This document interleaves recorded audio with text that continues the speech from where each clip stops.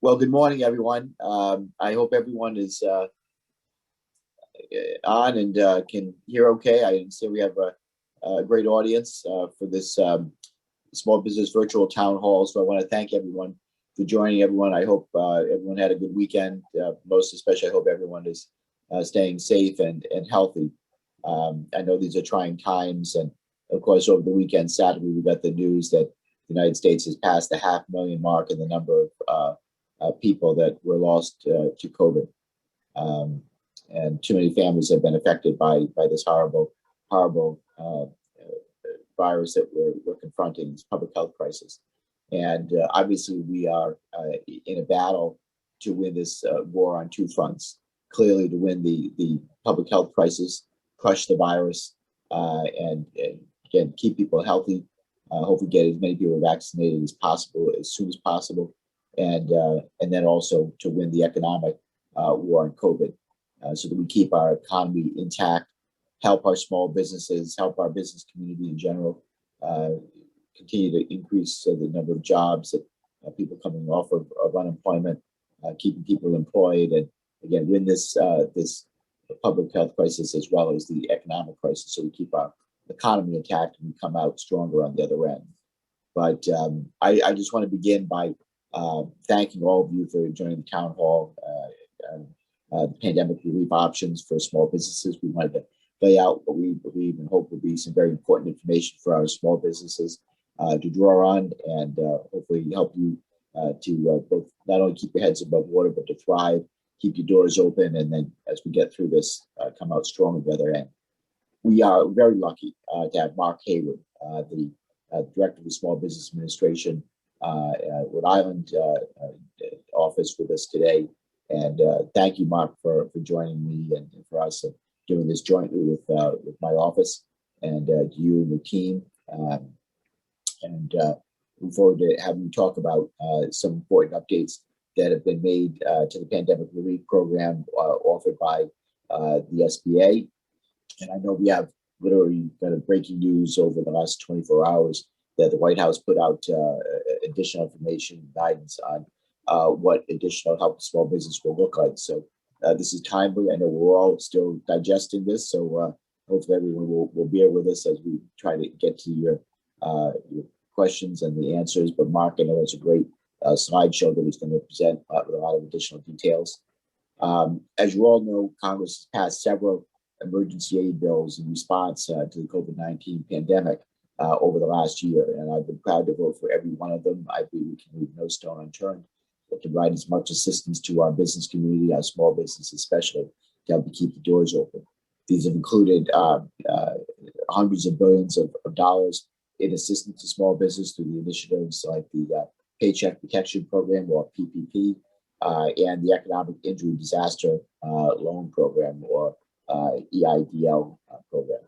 In addition to renewing PPP and other small business programs, the recent relief package, which passed in December of last year, makes the hardest hit businesses eligible for a second round of PPP funding, and creates shuttered venue operators grants for live entertainment venues, who I know have been, again, also particularly hit hard. So this bill is not perfect, but the Biden administration and Congress have made clear that we're not going to allow that it will not be the last aid package enacted into law. Again, we're looking now to the next round. In fact, I expect the House to vote later this week on the latest COVID package with nearly $2 trillion in additional aid for the American people, and it'll have direct impact for all of us.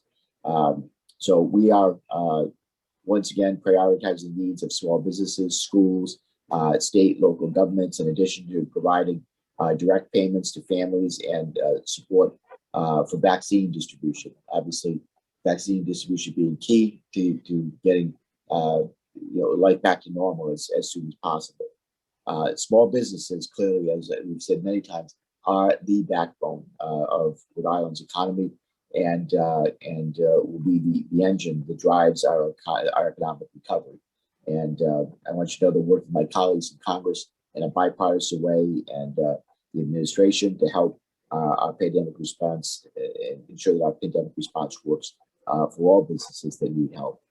For instance, I'm proud to have co-sponsored bills such as the Restaurants Act, the Save Our Stages Act, and the CERTS Act, which would create great programs targeted toward the hardest hit industries such as food service, live events, and transportation. So let me just wrap up there and saying that we still have a lot of work to do. We've made progress, but obviously until we're through this thing, not enough progress has been made, and we're going to continue to fight harder for as much and all the resources that we can garner to make sure that we get through this pandemic, and just win on both the public health side and the economic front. So with that, I'm going to stop there, and I'm so pleased to be able to introduce Mark Hayward to speak about the pandemic relief options available from the SBA. Mark, thank you, your team at SBA, for being leaders in helping us to win the economic war in COVID. You're getting us through this. We're trying to provide the resources, but you're on the front lines administering these programs, and thank you for being such a great resource, a great friend. Very few people have worked harder than Mark over the past year to make Rhode Island small businesses have the resources and the information they need to stay open and access essential federal funding, and we are fortunate to have him with us today. So, Mark, thanks again for joining us, and I look forward to your presentation and helping answer the questions that may come up after this. Thank you very much, Congressman Langevin, and we appreciate everything that you've done, your leadership on this issue. Clearly, you and I have known each other for many, many, many years and have worked together on a lot of different issues, but you have really stepped out on this and been a leader on COVID relief funds. And this is certainly not the first town hall that you and I have done. We've done a lot of them actually going back to last March, and we look forward to doing many more in the future as things begin to change. I just want to give you a couple of updates, Congressman. One, as of this morning, there's $130 billion, which is still left in the PPP coffers. And I know that Congress is discussing a whole plethora of things that's going to happen over the next few weeks. You mentioned about the bill that's coming before the House this week. But the good thing about it is 7,310 loans have been approved here in Rhode Island under the PPP program. This includes Draw 1 and Draw 2 for approximately $641 million. So that's pretty significant. We'd like to get those numbers up. And yes, we are well aware. I said to Mike earlier, you know, the one great thing about this is as you stop and look, things change. So we did receive the information from the White House this morning. Really, truly do not have all of the information as it relates to what will be happening. But as of Wednesday, there is going to be a shift to businesses that are 20 employees or less. We're trying to determine, based upon the information that we have, Congressman, that this is what impact this will have. But I can tell you that, you know, just statistically, Rhode Island, of course, is a small business state. 99.8% of all businesses here in the state of Rhode Island are small by SBA standards.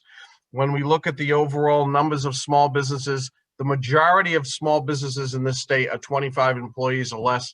And really, this is a liquidity issue that we have to get money into the small business hands so that we can continue operations. Having said that, I am pleased we do have a presentation. Hopefully it'll be insightful, enlightening to all of the people who are on the call right now. And just a little bit background, it's going to be presented by Ann Hunt. Let me give you Ann Hunt's background. She was the head of finance, the chief of finance for SBA in the Massachusetts district office. She then became the deputy district director in Massachusetts, subsequently went on to the Connecticut district office to become its district director, and then retired. And when Congress passed the first CARES Act, they provided to the agency what's called COVID Up employees, and we went right after Ann, because Ann and the agency is one of the best on the finance programs. She knows where the I's need to be dotted and the T's crossed, and she has been unbelievable assistance to us here in Rhode Island in getting our small businesses the help that she needs. So I'm personally pleased that Ann's with us, and I want to turn this presentation over to Ann. And as we go through this, we kind of do a tag team. We'll come in and out. So, ladies and gentlemen, Ann Hunt. Thank you so much, Mark and Congressman. We are really going to whip through this presentation in a rather rapid manner because I know you want to get your questions answered at the end of the day. So let's get started with the presentation. So basically, I just want to talk about this, and the Congressman did speak a little to these programs that we will elaborate on today. Mainly, we're going to talk about the Paycheck Protection Program and how it changed from last year. We're going to talk about some debt relief items that have come out to help you if you're looking to get a new SBA guaranteed loan, or if you have one on the books already. We're going to talk about the extension of the EIDL Economic Injury Disaster Loan Program and the Shuttered Grants Operators Grant Program. So a few things on the PPP today. In comparison to the first round that was made in 2020, SBA has now expanded some of the eligible costs that you can incur under this program. One that comes to mind is you're now able to pay for PPE expenses. You were not able to do that last year. You're now able to select whether or not you want to spend your money anytime between an 8 and 24 week period. Last year, you had to choose one or the other. As the Congressman mentioned, now there's a second draw PPP loan option for those hardest hit businesses. We'll talk about what that means. Good thing now, IRS has done the right thing by allowing you to not be taxed on either the EIDL grant money or the PPP money, and you're also able to expense those expenses as you have for other prior years on your tax returns. That's great. Another thing that is new is there is a simplified forgiveness application form that was out on January 19th. And we believe, as Mark said, Rhode Island is a small business state. We believe most of you are going to be able to use this very short, less calculated forgiveness form. Lenders have been awaiting this. And again, it just came out January 19th. So be aware of that. And I spoke to last year, you thought that maybe your EIDL advance, you would be left with a loan under the PPP program. Did you advance the screen, Ann? I'm going to right now. Okay, thanks. Okay. So what is a first draw PPP loan? Basically, it's for any of the businesses out there that did not receive the first round in 2020. So now you're going to get a bite at the PPP apple. Again, you're going to choose the 8 or 24 week period. What did not change for this first round PPP program is you still have to have been in business on February 1st, 2020. And applicable to both the first round and second round is these monies are available up until March 31st or until the funds have been exhausted. So my recommendation to you all is to learn about what programs are available to your business, get your ducks in a row, and then think about applying, because we want you to get this money if at all possible. New businesses are eligible for this new round of the PPP. Housing cooperatives, destination marketing organizations, certain 501c6 organizations such as chambers of commerce, and some eligible news organizations. And you can see the entities that are still eligible, and they were eligible last year. This is probably one of the most important items that I will talk about today. Hopefully, Katie, I'm hoping you're all going to get a copy of this presentation, or we can make this available to you. There's a lot of hyperlinks on this presentation. And basically, this is probably one of the most important hyperlinks. It's how to calculate your maximum loan amount for the first draw of the PPP program. And what I also want you to know is that this can seem a little bit confusing what we're talking about today, but you are not alone. At the end of the presentation, I'm going to talk about the free resources that are available to help you complete these forms. And there is a revised first round PPP loan application. It just came out on February 17th. So there is a link to this new form. So please make sure you're using the appropriate application at the end of the day. The second draw. So again, this is for businesses that have been negatively impacted and continue to be so from the pandemic. And how you prove that impact is that you are going to show us in any one calendar quarter, year over year from fiscal year 2019 to 2020, in any one of those quarters, you can show that you've had a 25% reduction in gross receipts for your business. And unfortunately, a lot of businesses are meeting that criteria.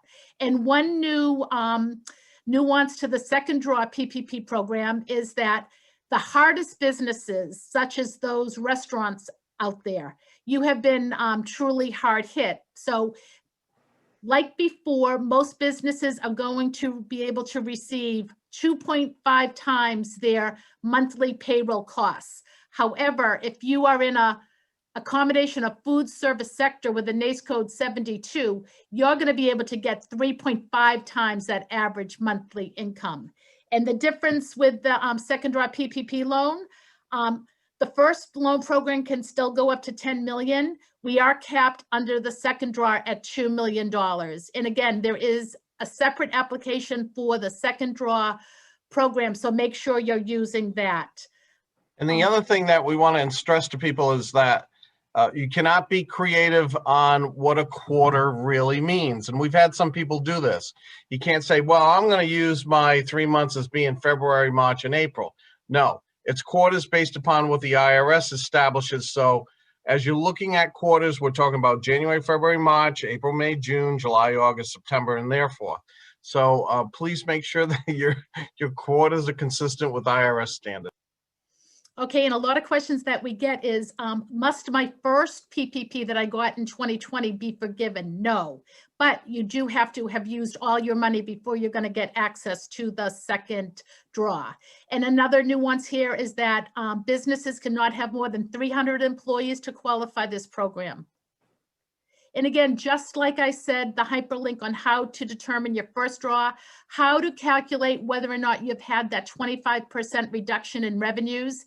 You can use this attachment to look at that. It is based upon all different types of businesses, and it does define what we mean by gross receipts and how is that defined for a sole proprietor Schedule C or a nonprofit entity or an LLC. It really just walks you through that. But again, please remember you're not there alone.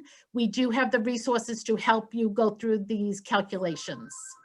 And again, just like the first draw, there is a revised form that just came out on 2/17. Please, if you're looking to make application, use the correct application form. So the process is for PPP, we at the SBA don't do anything directly. We don't have monies to lend out to you. You have to find a lender that's willing to submit this package to the SBA on your behalf.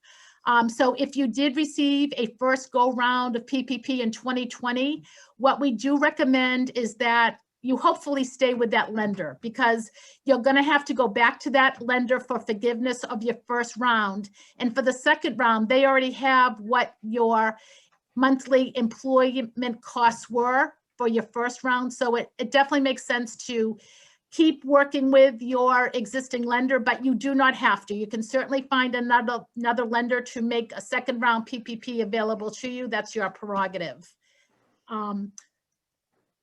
So our mission at SBA is to make sure that we are advising all of our Rhode Island small businesses on the eligible use of the PPP program.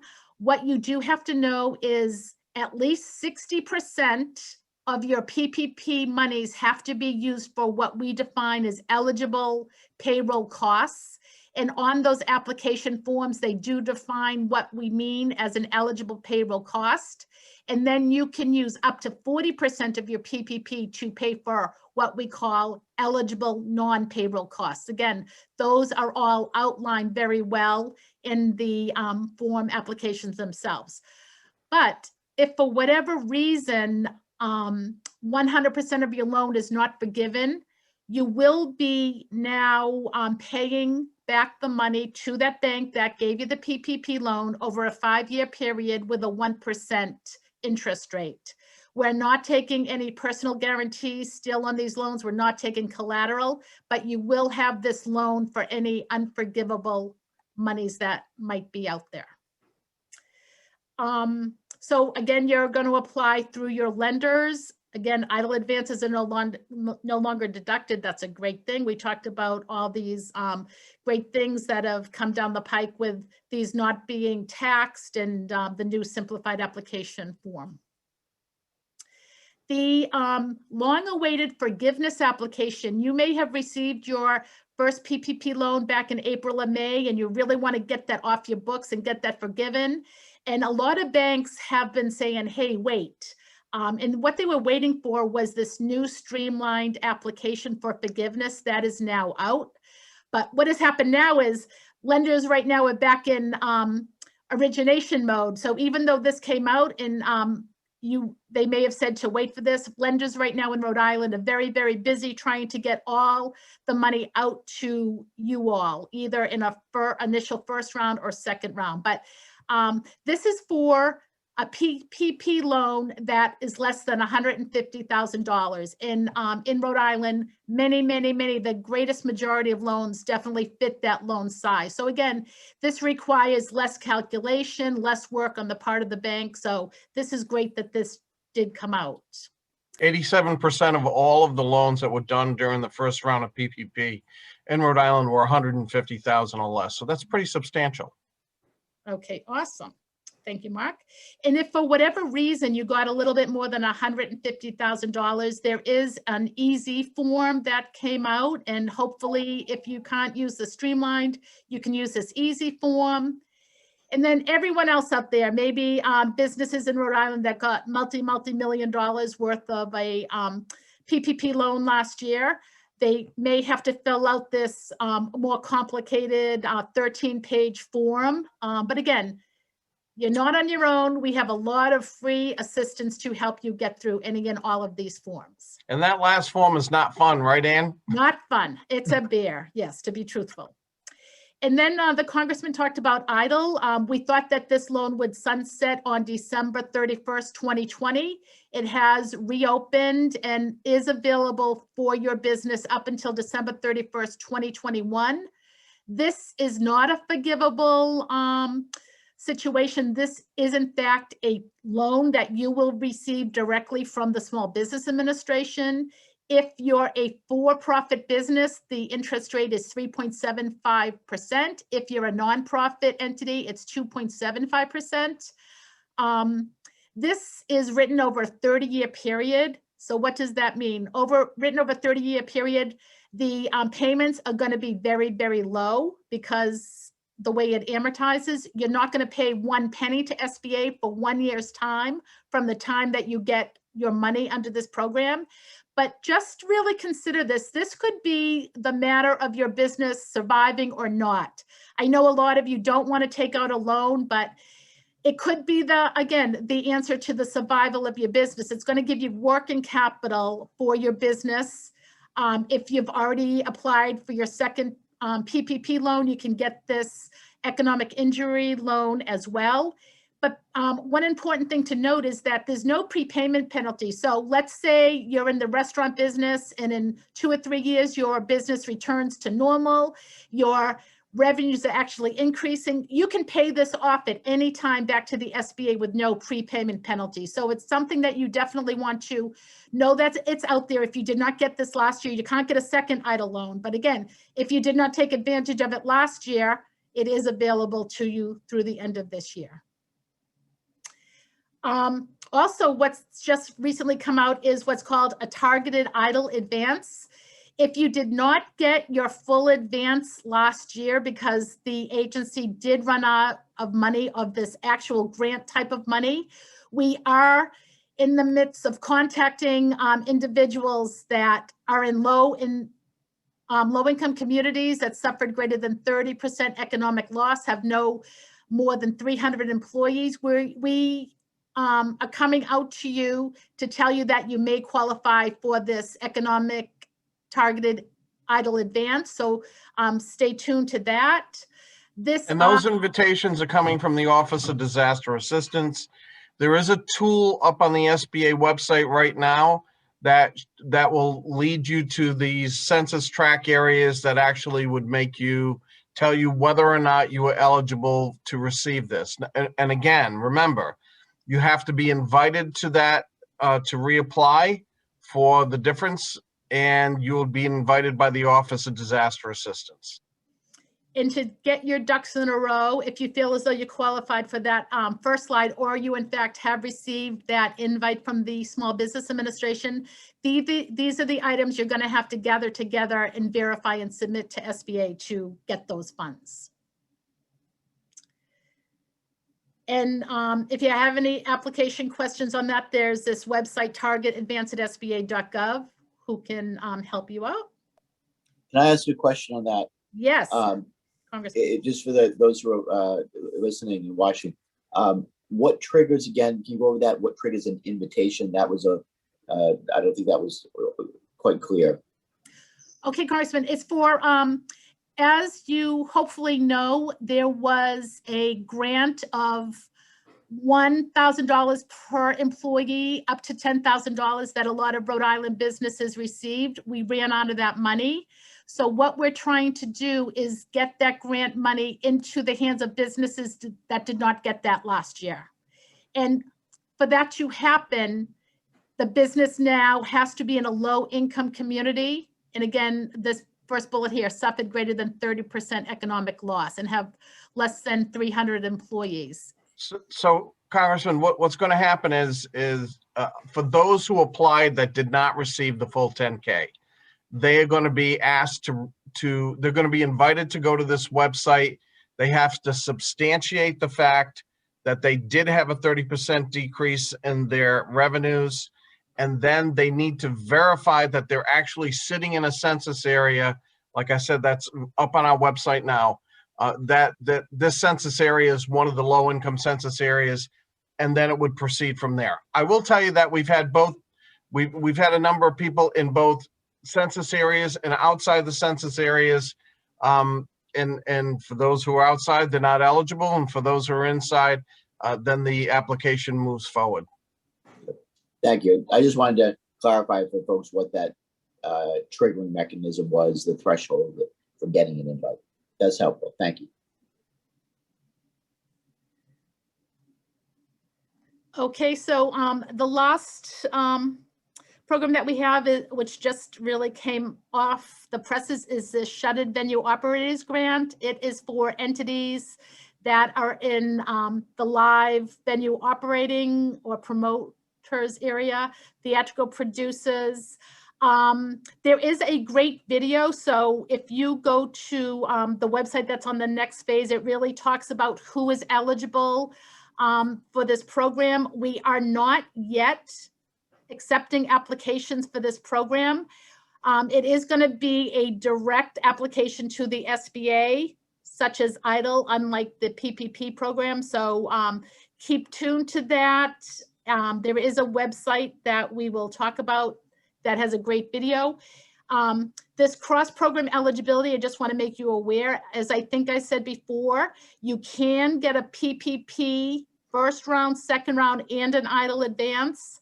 You cannot get a Shuttered Venue Operators Grant in a second PPP loan. So just be aware of what type of criteria and programs you're looking at and what you can get together and what would negate you from getting something else.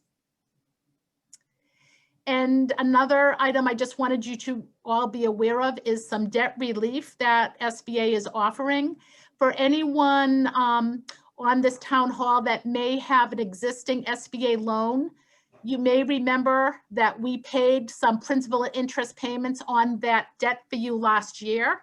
Well, we are doing that again this year, so keep tuned to that. Also, we are upping our guarantees to lenders up to a 90% guarantee.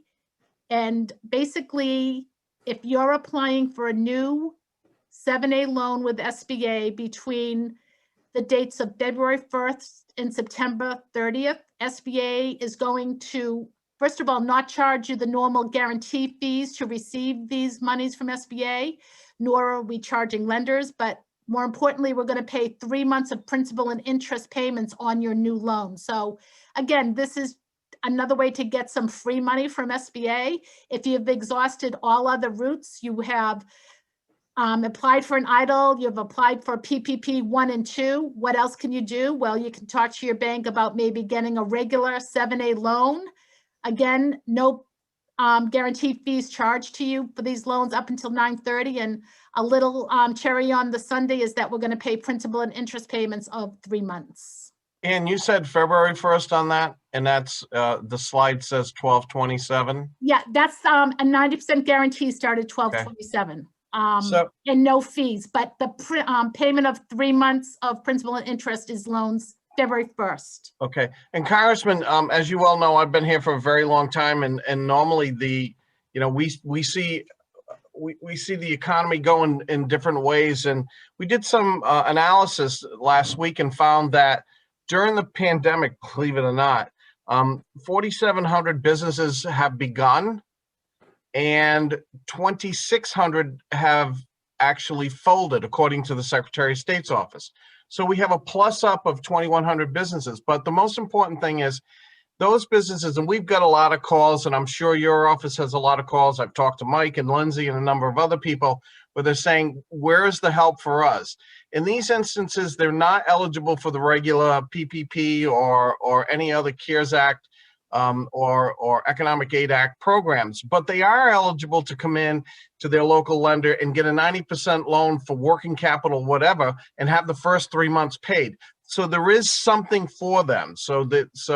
We just want to make sure that everybody's aware of that. It's not as if you were in business as of February the 15th of 2020, but at least it's something. Sure. Mark, could you go over a question that some people may have, because I've gotten this question from some people. Sure. In terms of your eligibility, particularly for loans, in terms of in the past you have to be bankable, you have to have a certain credit score. Can you go over those criteria and how those have changed for those who may be concerned that this credit score has taken a ding because of over the last year or so and issues they have with their credit? I know the agency has been as liberal as they possibly can be as it relates to the EIDL loans, and they have gone significantly down. They don't give us the number, Congressman, but I can tell you that it's fairly low. And on the PPP loans, I don't think that we're pulling credit reports. Is that correct? Correct. So, I mean, we understand that everybody has been impacted. So if it's a PPP first or second draw, then basically that is just moving through. You have to meet the other criteria. You have to have been in business by 2/15. And we have had a lot of people who they were in business, but they didn't have a payroll. But that's the basis in which you're given, because it's the Paycheck Protection Program. That's the basis in which you're given additional resources. So, I don't think credit checks right now, Congressman, are really impacting approvals. They're certainly not impacting them on the PPP. And on the EIDL loans, I can tell you that it's low.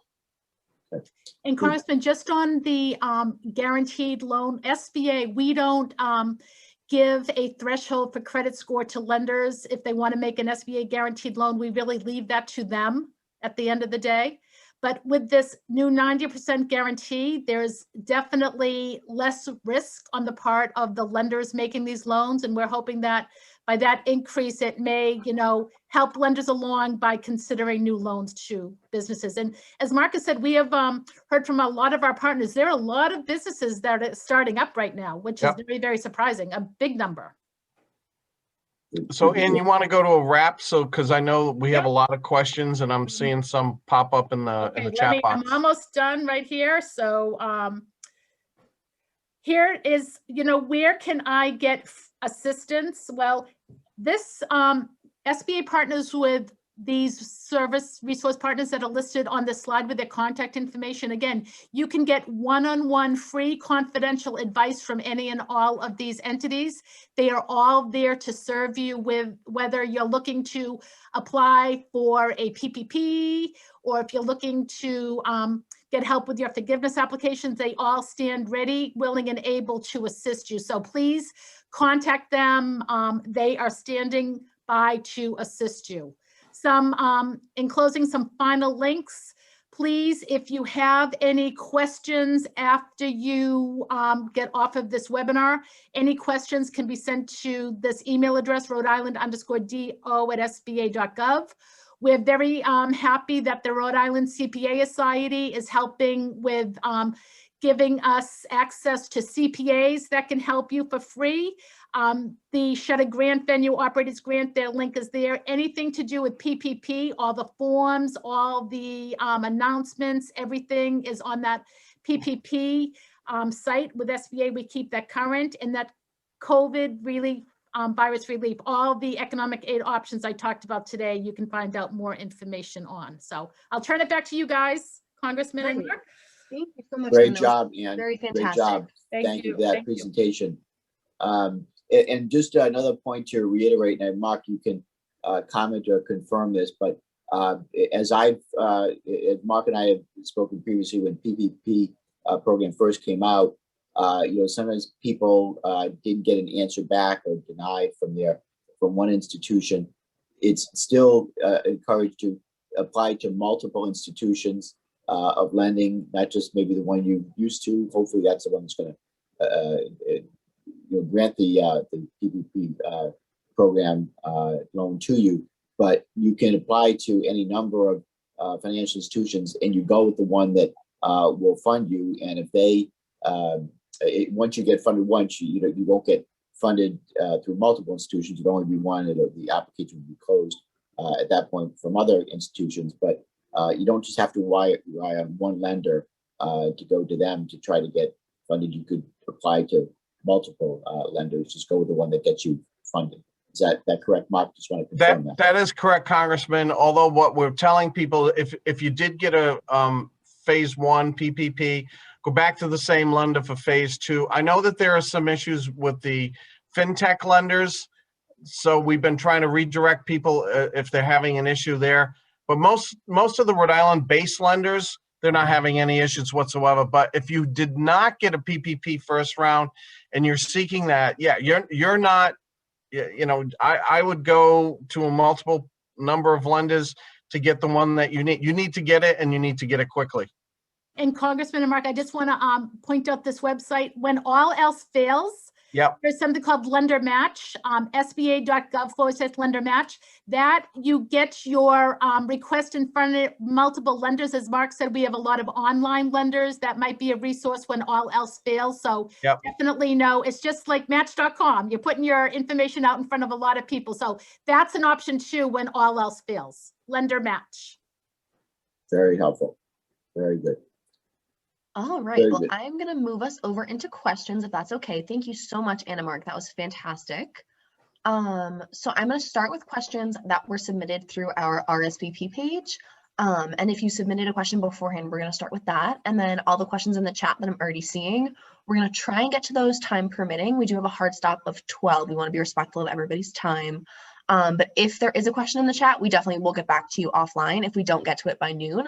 So don't worry, somebody from our office will reach out. I'm Lindsay, I'm the Congressman's small business caseworker.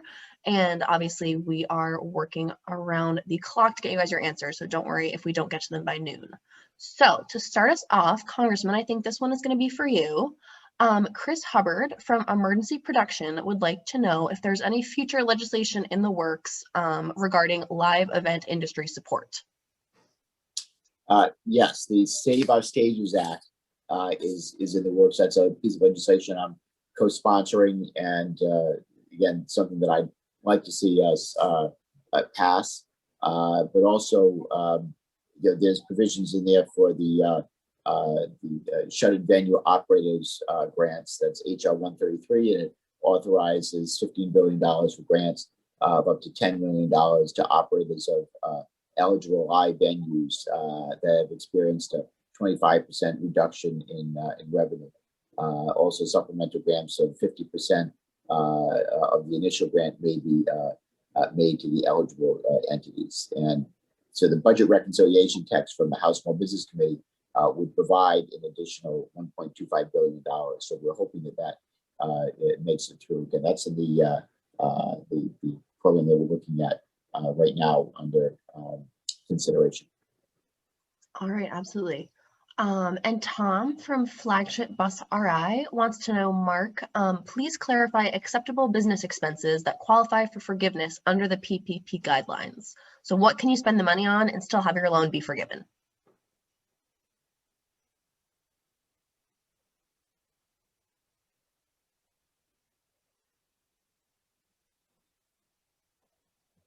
Did we lose Mark? Maybe Mark is frozen. And is that something maybe you could speak to? Absolutely. Awesome, thank you. So if you go to that sba.gov/PPP, all of the information is there. It lists everything that is entailed in an eligible payroll cost and what's eligible in a non-payroll cost. Items such as rent. As I said, we added PPE. There's a lot of items, utility costs, internet. There's a lot of items that are eligible as a non-payroll cost expense. So if the listeners go to sba.gov/PPP, it's all listed on that site as it is on the application forms itself and the forgiveness applications. Awesome, thank you, Anne. Our next question is from Maria Dodson of Global Excellence Travel. So her question is about the NACE codes that limit the PPP amount that people are eligible for. So she is wanting to know if there are plans in the works for future legislation to include travel companies, travel agencies, travel planners in the NACE code that allows businesses to receive 3.5 times the monthly payroll rather than the 2.5 that they're currently eligible for, because they were not grouped into that hospitality eligibility requirement on the latest bill. Okay, Anne, do you want to try that? I'll just, I'm gonna have to defer to you, Congressman, because we only have right now entities in that 72 NACE code, the restaurants and accommodation. We know travel agents, we know a lot of different other businesses were certainly impacted, but I don't know what's coming down the pike to include the travel agencies. I guess I have to defer to you, Congressman. Right So, now, it's only 172 NACE code. Yeah, I'm back, Ann. Sorry about that. For some odd reason, after an hour, because I came in early, it just times me out and throws Mark, me we out. got your favorite question. Why aren't travel agencies getting? I know. And Congressman, we've really talked to a lot of people, and we really don't have an explanation because this is statutory. In the Economic Aid Act, it specifically said those industries in NAICS Code 72. And I know that there are some peripheral ones. I've talked to a lot of travel agents and other peripheral industries, but there's really nothing that we can do about it because the statute limits us to those, and it limits us to who are filing taxes under that NAICS code. That's the issue. So while they describe themselves as being in the travel industry, we have to go by what the NAICS code, what their income tax filing is for their NAICS code. So that's when we have to work on getting clarified legislatively then. Yeah, and I have to tell you, Congressman, you all did a great job in clarifying a majority of the issues that were raised during PPP1, such as, is this going to be taxed? Can it, why does the idle advance have to be taken back out of the PPP, and a whole bunch of other issues? And Ann and I, it just makes everybody's life a lot easier. And these are little things that probably neither of the committees recognized going forward. And can I just go back to Tom's flagship? And I know I wasn't there for a second, but I do know that Senator Collins and Senator Cardin, I believe, have introduced an amendment or a bill that will deal specifically with those bus type industries that have been impacted peripherally that didn't get the full benefit of the PPP. And I just wanted to raise that to you I sent right, Ann? I sent that to you, the letter that was, Yes. oh, I'm sorry. It was Senator Reed and Senator Collins that actually have raised that issue. Right, Ann? Yes. Yeah. So, and by the way, Flagship, great business. I've used them a number of times. Tom's a great guy. And, hopefully what Senator Reed and Collins has done, and you may want to take a look at it from the House side, Congressman, and I know it's a tremendous asset to Rhode Island. So the CERTS Act, if we're talking about a similar bill, this bill provide $10 billion in grants to operators of motor coaches, school buses, and U.S. flag passenger vessels. The Department of Treasury require that operators prioritize the use of funds to support their employees and other payroll expenses. That was introduced by Representative LaHood, but that's complementary to what Reed and Cogman have been working on, and certainly I'm supportive of what they did on the Senate side. Okay. Sure. All right, so our next question is from Politimi from Timmy's Greek Food. I hope I'm saying that correctly. This question is, how, as a sole proprietor of a seasonal business who does not use a payroll company, can I include my payroll expense when being considered for a PPP loan, or at least be allowed to use my net income based on a 12-week period of my choosing? And Okay, if that is a sole proprietor with no employees, it's going to be line 31 of their 2019 tax returns that dictates what they will get. Excellent. Anna's on it. Look at that. yeah, That the only very reason why impressive. Lindsay, the reason why I bumped that to Ann is because this is a huge issue in a lot of different industries. And I'm just looking at the White House information that came out. And we're as excited about this as others on the sole proprietors, independent contractors, self-employed individuals to get more information as to exactly what they're looking the agency to do, because we admittedly we have issues as it relates to the fishing industry, where you have individuals who are 1099s on the boats, but yet if they're a subchapter S, they can't apply for the 1099s. If they're a corporation, they can. So it's become a kind of bobbling the balls, and we're aware of this stuff. We have submitted questions as it relates to the frequently asked questions to say, and they keep telling us we'll get a clarification, right, Ann? Yes. And hopefully we will. All right, excellent. So let's see. One of our last submitted questions is for the Congressman. Elena from the Rhode Island State Council on the Arts wanted to know if there was any news on student loan debt reduction. Yes, so the answer is yes, that we are, certainly that is a priority for us. You may have seen President Biden commenting on that. He's trying to, like to see if we can at least eliminate or forgive $10,000 in student loan, federal student loan debt. We would like to do more than that. I know the requests have been out there for $50,000 loan forgiveness. I don't see that happening just yet at that high level. But right now, the administration is asking the Justice Department to look into the amount of authority that he has to be able to forgive as much as possible. But while there are not any blanket student debt elimination provisions in the stimulus bill that are coming up for a vote in the House, the administration is working to determine again the extent of the president's authority to cancel student debt through executive action. So, but obviously throughout the pandemic, this has been an issue, and I've supported measures that would bring relief to those with student debt. The House passed version of the NDAA, National Defense Authorization Act, actually had provision there to forgive $10,000 in student debt that unfortunately did not make it through the conference process. But I'm also supporting simplifying loan repayment plans and expanding public service loan forgiveness. Last Congress, I had introduced a bill to provide loan forgiveness for teachers of English language learners, given the important work that they do to serve students who don't, who are not native English speakers. As Congress works on higher education legislation, I'm certainly going to fight for these important policies.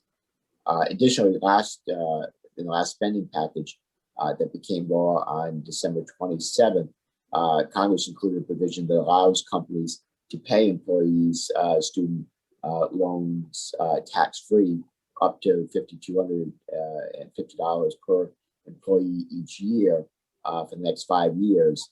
And so that's over $400 per month to workers without any additional payment to Uncle Sam. So, to those businesses that are looking to maybe retain workers and want to add an extra benefit, they can do that tax-free. All right, awesome. Thank you so much, Congressman. So we're gonna move over to our chat questions. So Jenny Hoskins wants to know, if you received an EIDL, if you received an EIDL loan, can you increase it if you did not take the full amount that was offered? If not, is there additional funding that can be applied for? So I know you talked about that a little bit, Anne. Can you address that question specifically? I'm unclear about the answer as it relates today. I'd be curious why they did not take the full draw at the outset.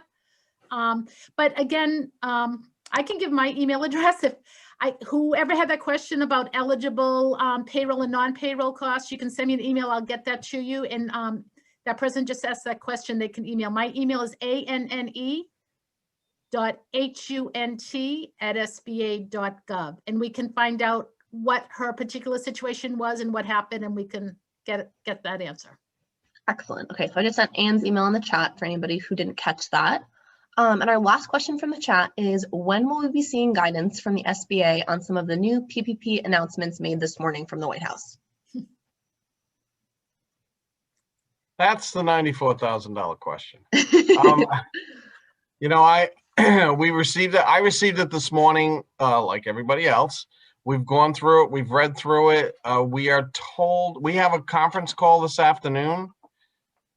And I do know that there have been discussions back and forth, but I assure you, as soon as we get it, you will have it. And certainly Lindsay and members of the Congressman's staff, you're on my emails.